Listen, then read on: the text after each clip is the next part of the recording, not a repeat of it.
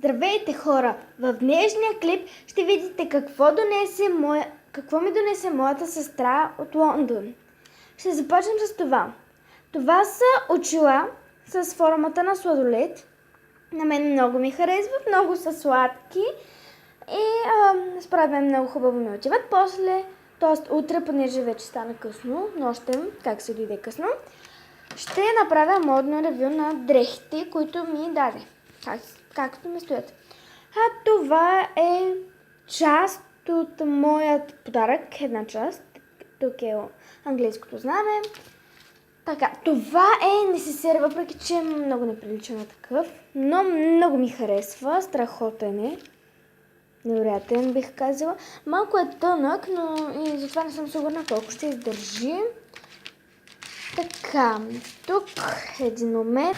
Така, окей, вече успях да извадя другите неща. Това е молив с английското знаме, да, както виждате. Той не е подострен, има гумичка. Това е гума на Лондон, отново с английското знаме. Повечето неща са с английското знаме. Това може ли да познаете какво е? Това е острилка. Е много готина, но мен много ми харесва отгоре лично. Така, това бяха някои неща. Так, един момент, че понякога някои дрехи, които са снимани така, не изглеждат много добре и всъщност дори да снимат така, според мен много добре изглеждат. И това ще направим така. Концентрирайте се върху гащите панталонът. Така, вече смятам, че е готово. Така, то е един цял комплект. С ето тази много готина блузка, която лично на мен адски много ми харесва.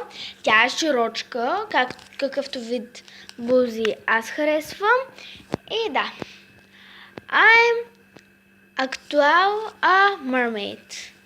Забравих как се превежда. Ето. Всичко си е в тон. Не знам дали знаете, тези блузки, мисля, че се казаха шани, които са къси ето до тук някъде. Тя е нещо подобно на това, само че по-дългичка заради ето тази дантела. Така, това беше всичко. Всъщност този шоколад трябва да е познат на всеки го, смятам, но аз понеже не можах да се стърпя, обожавам шоколад, вече го набухах. Така, ето го, Томблероин.